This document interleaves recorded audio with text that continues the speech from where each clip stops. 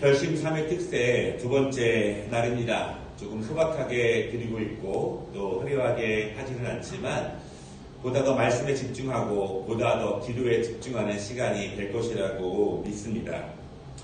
2021년 첫 주를 맞이하면서 바라기는 2020년의 연약함들 그리고 또한 2020년의 부족함들 그것이 무엇이라도 2021년은 조금씩이라도 강건함으로 나아가는 시간이 되었으면 좋겠습니다. 무엇이든지 조금 더 선한 쪽으로 나아가고 무엇이든지 조금 더 바른 길로 나아가고 무엇이든지 조금 더 깊은 쪽으로 나아가는 시간이 되기를 원합니다. 우리의 기도가 더 높아지고 더 넓어지고 더 깊어지고 특별히 하나님의 말씀을 더 깊이 할 수 있는 그런 시간이 되면 좋겠습니다. 사실 우리의 신앙의 깊이, 우리의 성숙도를 어떻게 알 수 있겠습니까? 그것은 말씀과 기도가 깊어지고 넓어짐을 통해서 알 수 있어요. 왜냐하면 더 깨달아지게 되고 더 자세히 알게 되고 하나님의 뜻을 더 깊이 알게 되면 알게 될수록 우리는 더욱더 성숙해질 수 있습니다. 우리의 기도가 더욱더 깊어지고 높아질수록 더욱더 거룩하신 하나님의 뜻을 분별하고 기도하고 거기에 순종해 나아가면서 우리의 영적인 삶과 우리의 육적인 삶은 더욱더 성숙해질 수 있습니다. 그러므로 우리가 말씀과 기도가 더욱더 깊어지고 더욱더 깊이 파는 것은 우리의 신앙적인 성숙과 우리의 삶의 성숙에 필수적인 것입니다. 이전에 알아듣지 못했던 말씀을 알아듣게 되고 이전에 순종하지 못했던 말씀을 이제는 순종할 수 있게 되고 이전에 하지 못했던 주저하고 있었던 말씀들을 이제는 우리가 할 수 있게 되는 것 그것이 우리가 말씀과 더불어 함께 깊이 나아가는 것이고 하나님께 더욱더 가까이 갈 수 있는 모습입니다. 바라기는 2020년 우리가 주저하고 또한 더 나아가지 못했던 것들이 있다면 2021년 하나님께로 더 가까이 나아가면서 하나님께서 주시는 은총 안으로 더 깊이 나아가는 은혜가 임하시기를 주님의 이름으로 축복합니다. 솔로몬 이후에 이스라엘의 국력은 계속 추락하게 됩니다.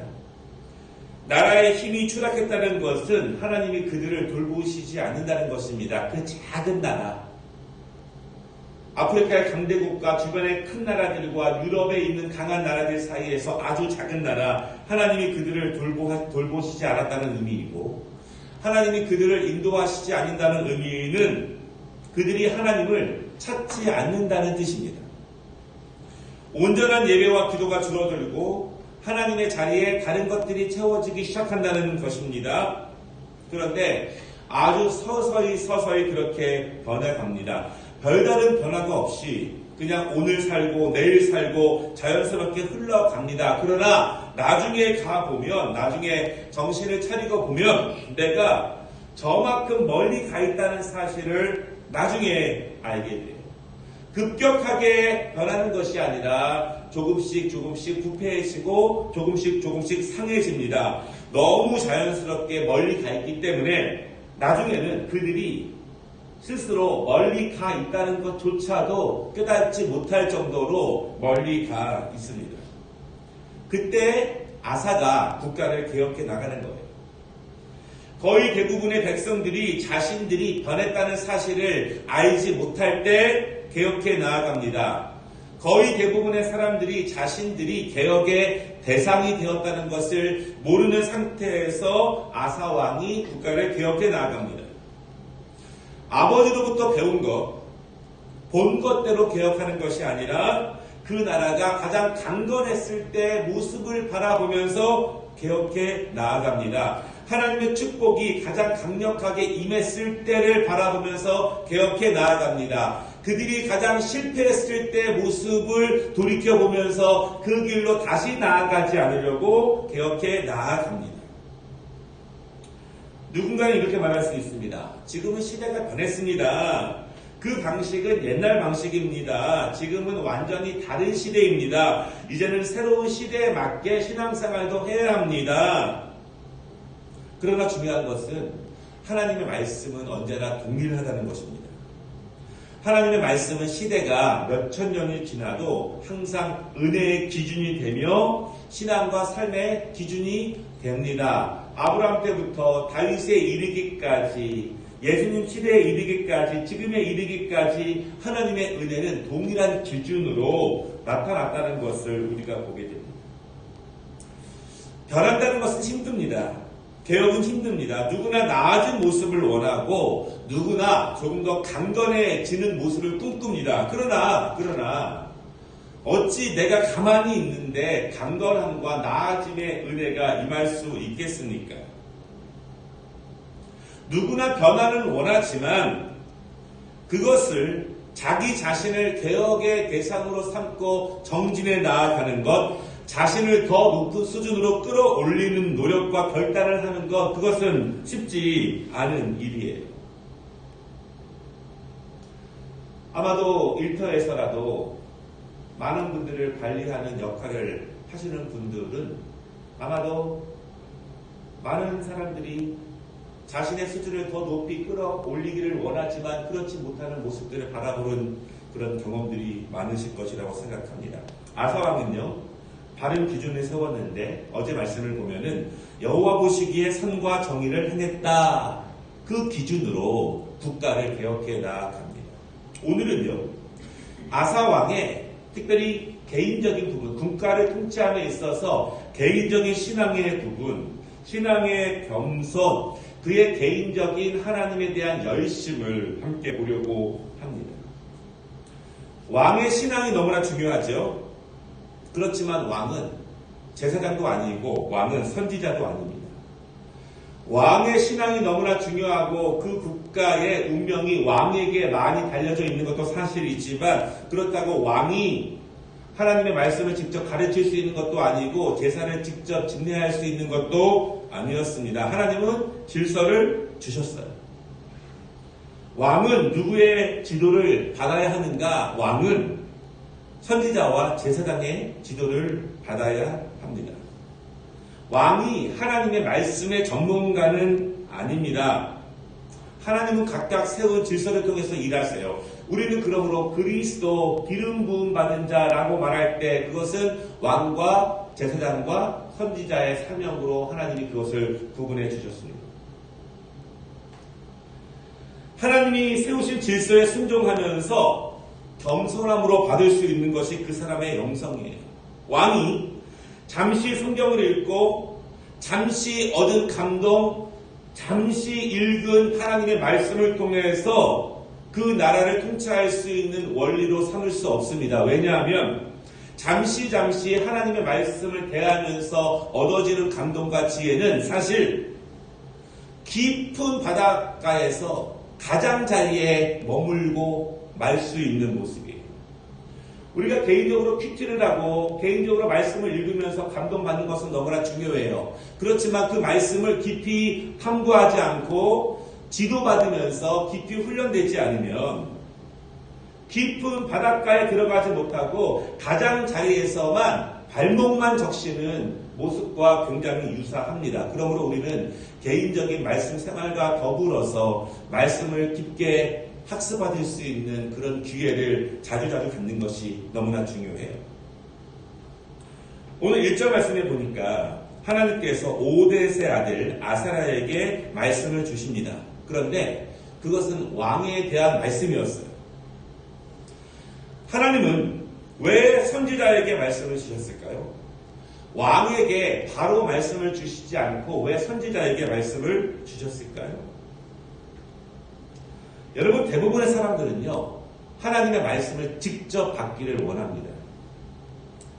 기도 가운데 하나님의 뜻을 직접 받기를 원해요.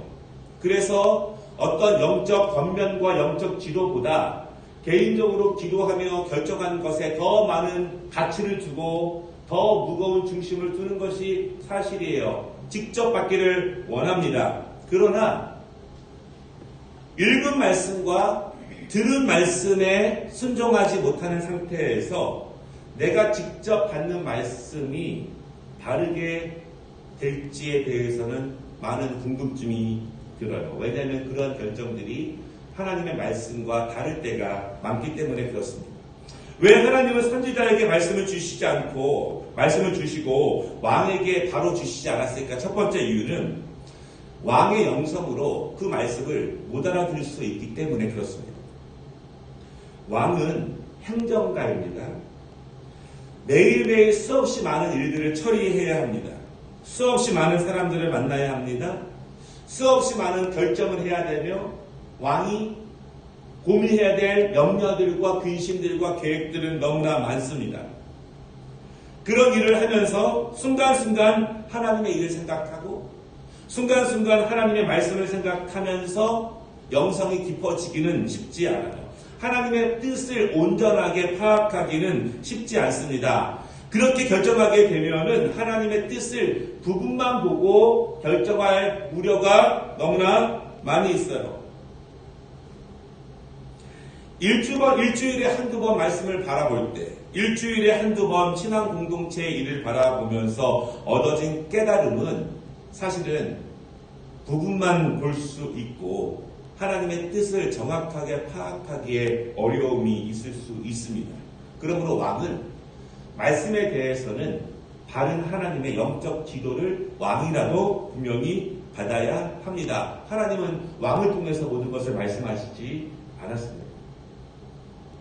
두 번째, 하나님께서 왕에게 직접 말씀을 주시지 않는 또 다른 이유는 하나님은 선지자를 통한 말씀을 왕의 순종으로 판단하십니다. 우리가 보통 보기에 왕이 제일 높아 보입니다.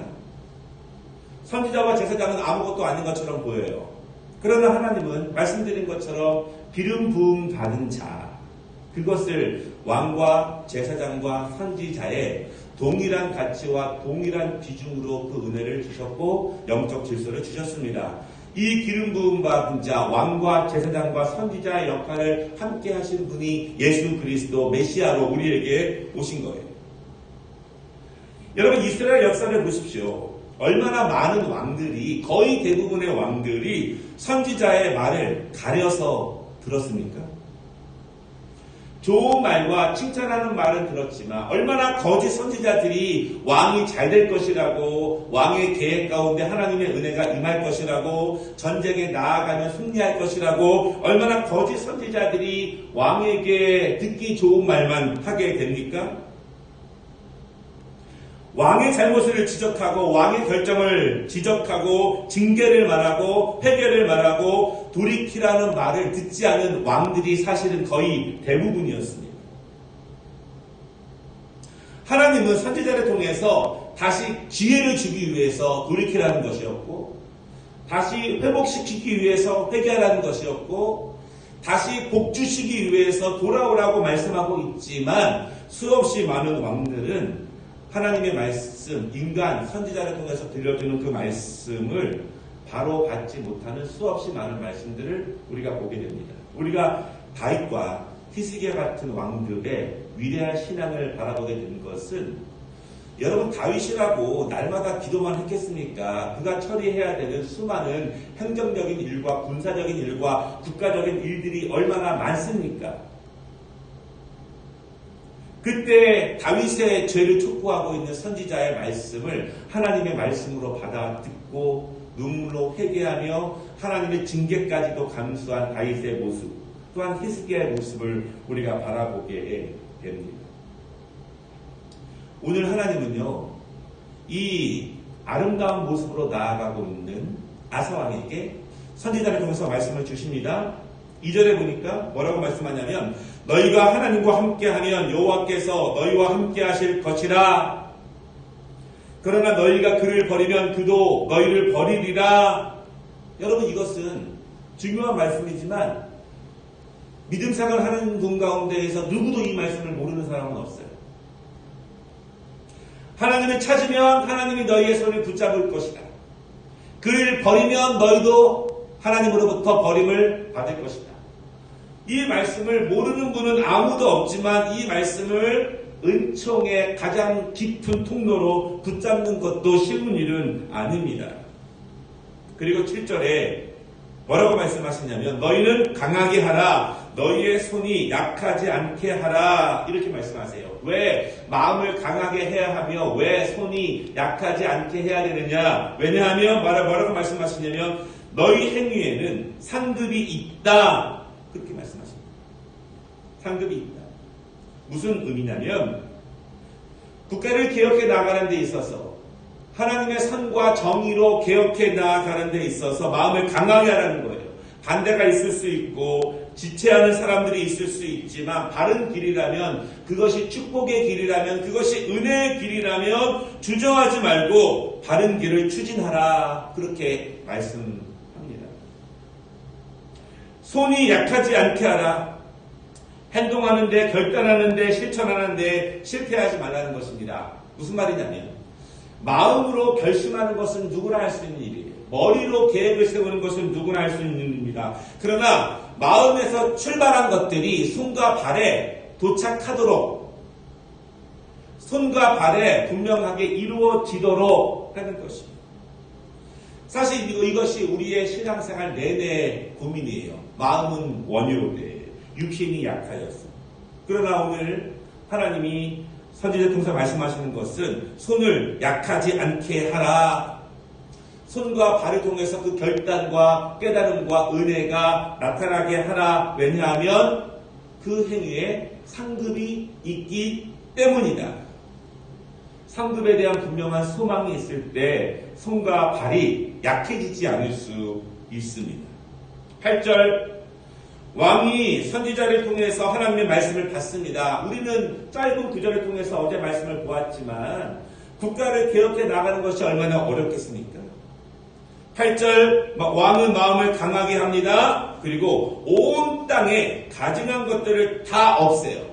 온 땅에 구석구석 살피면서 가증한 것들을 다 없앱니다. 작은 것이라도 가증한 것을 다 없애요. 그리고 중요한 것은 8절 마지막 부분에 보면은 여호와의 제단을 재건해 나아갑니다. 여러분 가증한 것을 없애는 것과 여호와의 제단을 다시 재건하는 것은 같이 가는 거예요. 우리의 부족한 것과 연약한 것들, 버려야 할 것들을 버리는 것과 동시에 하나님 앞에 바른 예배로 바른 제사로 나아가는 것이 함께 이루어진다는 거예요. 그냥 버리기만 하면 끝이 아니라 버린다는 것은 내 마음과 몸이 하나님 앞에 온전한 예배와 기도로 말씀으로 나아간다는 것을 의미합니다.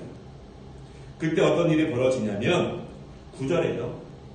왕이 그렇게 실현해 나아갈 때 어떤 일이 벌어지냐면 여러분 지금 북쪽과 남쪽이 갈라졌다고 말씀을 드렸어요. 지금은 남쪽 유다에서 벌어지고 있는 일입니다. 남쪽 유다는 2개의 지파이지만 북쪽 이스라엘은 10개의 지파예요.